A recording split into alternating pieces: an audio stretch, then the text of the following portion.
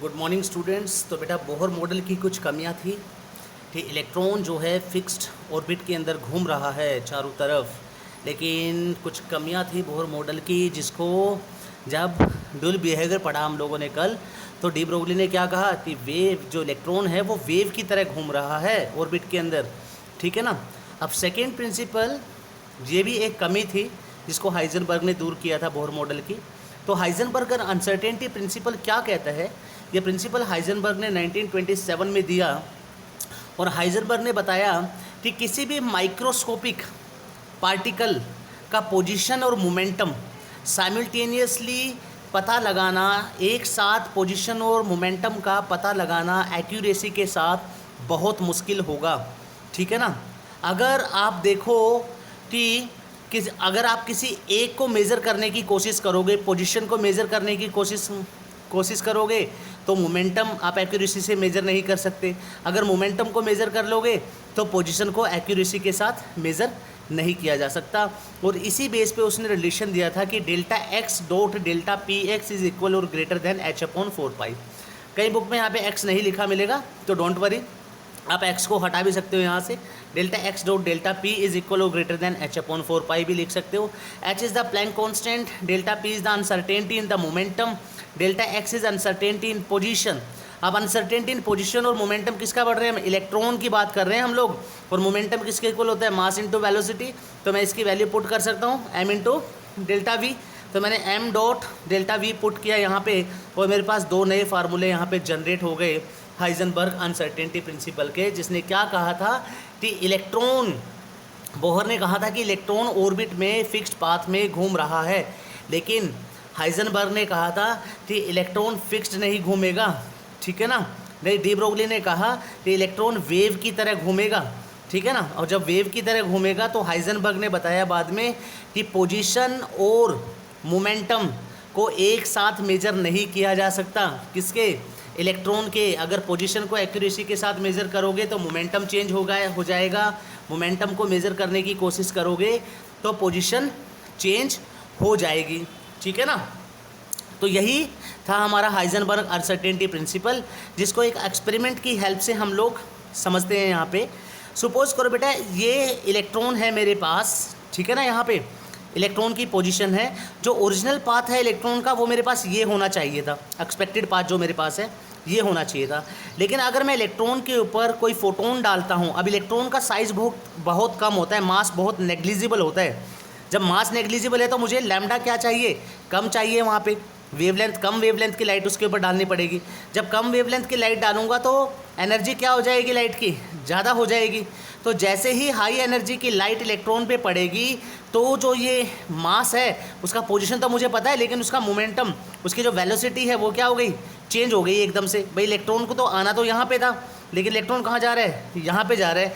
The path and velocity of electron after interaction with photon, वो क्या हो रहा है? चेंज हो जाएगा। तो होता क्या है बेसिकली, हाई एनर्जी फोटोन जो है वो चेंज कर देगा speed as well as direction of electron, यानी मोमेंटम चेंज हो जाएगा।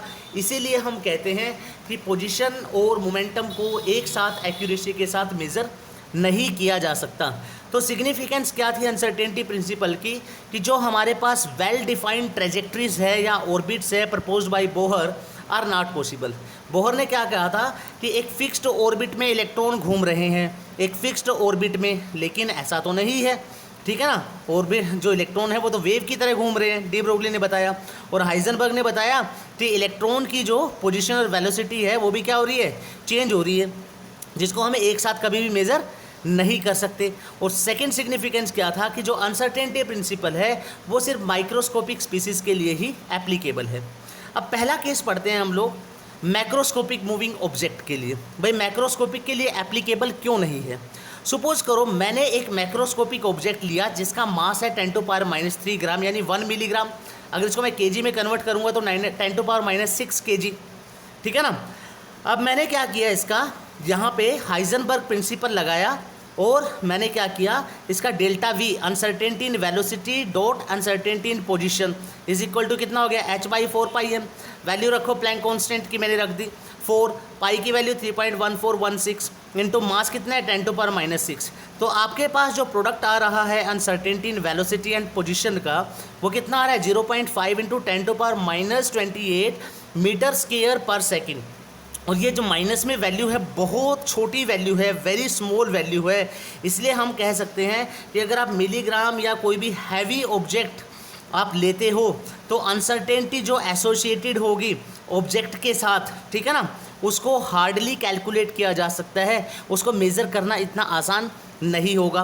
दूसरी तरफ मैक्रोस्कोपिक की बजाय अगर मैं कोई माइक्रोस्कोपिक मूविंग ऑब्जेक्ट ले लूँ, माइक्रोस्कोपिक मूविंग ऑब्जेक्ट का नाम लेते ही आपके दिमाग में क्या आना चाहिए, इलेक्ट्रॉन आना चाहिए। भाई हम एटॉमिक स्ट्रक्चर का चैप्टर पढ़ रहे हैं, तो बेटा जो मास है इलेक्ट्रॉन का वो मुझे पता है नेग्लिजिबल होता है 9.11 इंटू 10⁻31 kg। अगर मैं यहाँ पे अनसर्टेनिटी कैलकुलेट करूँ, प्रोडक्ट कैलकुलेट करूँ डेल्टा वी और डेल्टा एक्स का, तो मेरे पास कितना आ रहा है 0.5 इंटू 10⁻⁴ मीटर स्क्वायर पर सेकेंड। अब देखो माइनस की वैल्यू मैक्रोस्कोपिक के कंपैरिजन में जब माइक्रोस्कोपिक के केस में निकाल रहा हूँ मैं, तो वैल्यू क्या हो रही है, लार्ज हो रही है ओवरऑल। यानी जब लार्ज वैल्यू होगी तो वो हमारे लिए कैसी होगी, सिग्निफिकेंट होगी, ठीक है ना। और दूसरी तरफ हमें क्या पता चला यहाँ पे कि जो अनसर्टेनिटी प्रिंसिपल है वो एप्लीकेबल है किसके लिए, for the microscopic particles, not for the macroscopic particles और macroscopic objects we can say. दूसरी तरफ अगर आप हम लोग क्या देखें, एक न्यूमेरिकल पॉइंट ऑफ व्यू से समझते हैं, if we try to know the position of electron with uncertainty of only 10⁻⁸ metre, then the uncertainty in delta V is 10⁻⁴ metre per second. मेरे पास वेलोसिटी और पोजीशन का जो प्रोडक्ट है वो है 10⁻⁴, ठीक है, और चेंज इन वेलोसिटी कितना दिया हुआ है 10⁻⁴, तो डेल्टा एक्स कितना आ जाएगा 10⁻⁸ आ जाएगा। अगर मैं डेल्टा वी निकालने की कोशिश करूँ यहाँ से, तो इसका प्रोडक्ट तो मेरे पास 10⁻⁴ है, एक्स की वैल्यू 10⁻⁸, तो वेलोसिटी कितनी आ जाएगी 10⁻⁴ मीटर पर सेकेंड।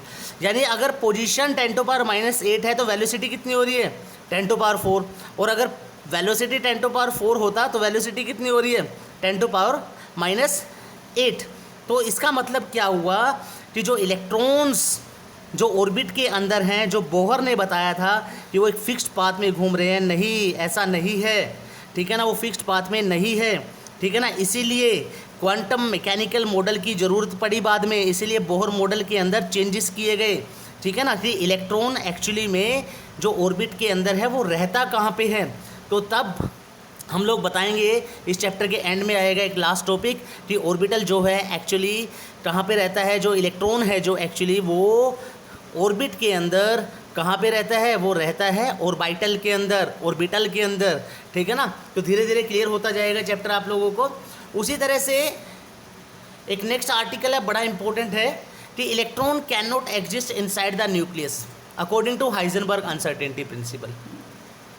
भाई इलेक्ट्रॉन जो है हमें पता है एटम का बेसिक मॉडल कि जो न्यूक्लियस के अंदर है वो प्रोटॉन और न्यूट्रॉन प्रेजेंट है, और बाहर इलेक्ट्रॉन जो है वो घूम रहे हैं ऑर्बिट के अंदर, not in a fixed path, in a wave nature, they follow the wave nature over there and the probability of finding an electron in the orbital, ठीक है ना। जो प्रोबेबिलिटी है इलेक्ट्रॉन की मिलने की वो कहाँ पे है, ऑर्बिटल के अंदर। तो इलेक्ट्रॉन जो है वो न्यूक्लियस के अंदर क्यों नहीं रह सकता। भाई मुझे पता होना चाहिए कि जो न्यूक्लियस का डायमीटर है वो 10⁻⁻15 मीटर है। जब न्यूक्लियस का डायमीटर ही 10⁻⁻15 है, सपोज करो इतना डायमीटर है, तो इलेक्ट्रॉन की जो पोजीशन मैक्सिमम अनसर्टेनिटी क्या होगी, इलेक्ट्रॉन यहाँ से यहाँ जा सकता है या यहाँ से यहाँ, इतने ही एरिया में तो घूम सकता है ना इलेक्ट्रॉन जितना उसका न्यूक्लियस है। अगर मैं मान लूँ सॉरी, अगर मैं ये मान लूँ कि इलेक्ट्रॉन न्यूक्लियस के अंदर है, तो न्यूक्लियस का डायमीटर 10⁻⁻15 मीटर, तो इलेक्ट्रॉन की मैक्सिमम अनसर्टेनिटी कितनी होगी न्यूक्लियस के अंदर 10⁻⁻15 मीटर, और मास इलेक्ट्रॉन का है 9.1 इंटू 10⁻31 kg। तो जब मैं हाइजेनबर्ग अनसर्टेनिटी प्रिंसिपल अप्लाई करता हूँ यहाँ पे, delta X dot delta P is equal to h/4 pi, ठीक है ना, इज इक्वल और ग्रेटर भी लगा सकते हो आप, इज इक्वल टू मैं लिख रहा हूँ यहाँ पे h/4 पाई, ठीक है ना। तो p की वैल्यू रखो m डॉट डेल्टा वी, तो अनसर्टेनिटी इन वेलोसिटी निकाल लीजिए यहाँ से। तो सबकी वैल्यू पुट करने के बाद जो अनसर्टेनिटी इन वेलोसिटी आ रही है वो कितनी आ रही है 5.80 इंटू 10⁻10 मीटर पर सेकेंड। ओ माई गॉड, अगर इलेक्ट्रॉन न्यूक्लियस के अंदर होगा, ठीक है ना, तो उसकी पोजीशन तो कितनी है अनसर्टेनिटी 10⁻15, लेकिन वेलोसिटी कितनी आएगी change in velocity? Velocity of light से भी ज़्यादा होगी। वेलोसिटी ऑफ लाइट 3 × 10⁸, यानी जो इलेक्ट्रॉन की वेलोसिटी है वो लाइट से भी ज़्यादा हो जाएगी। और क्या ऐसा पॉसिबल है कि लाइट से ज़्यादा वेलोसिटी इलेक्ट्रॉन रख सकता है न्यूक्लियस के अंदर? नहीं रख सकता, पॉसिबल ही नहीं है। इसीलिए इलेक्ट्रॉन न्यूक्लियस के अंदर कभी नहीं रह सकता। तो यहाँ तक आप लोगों को क्लियर होना चाहिए। उसके बाद हमारे पास है reason for the failure of Bohr model. तो हमारे पास दो मॉडल जो हैं जो हमने अभी पढ़े, क्या थी भाई बोहर मॉडल फेल क्यों हुआ? एक तो ड्यूल नेचर ऑफ मैटर की वजह से कि इलेक्ट्रॉन जो है उसका पार्टिकल नेचर भी होता है, वेव नेचर भी होता है। ऑर्बिट के अंदर जब वो घूमता है तो वेव की तरह घूमता है, ना कि सीधा ऐसे ही घूमता रहता है वहाँ पे, जैसे बोहर ने बताया फिक्स्ड ऑर्बिट में घूमना। और दूसरा हाइजेनबर्ग अनसर्टेनिटी प्रिंसिपल। तो ये दो बेसिकली बहुत ज़्यादा, वैसे तो बहुत सारे फेलियर रीज़न थे। जीमन इफेक्ट नहीं बता पाया, स्टार्क इफेक्ट नहीं बता पाया, सिंगल इलेक्ट्रॉन सिस्टम के लिए एप्लीकेबल था, लेकिन ये दो बड़े इंपॉर्टेंट हैं हमारे पास। उसके बाद ये कुछ न्यूमेरिकल्स है बेटा, ये दो न्यूमेरिकल्स आप करके देखोगे, ठीक है? बाकी कल डिस्कस करते हैं हम लोग। बहुत इंपॉर्टेंट टॉपिक है दोनों के दोनों, डी ब्रोगली और हाइजेनबर्ग अनसर्टेनिटी। सो करके देखोगे सभी क्वेश्चंस को। ओके बेटा, thank you very much, thank you.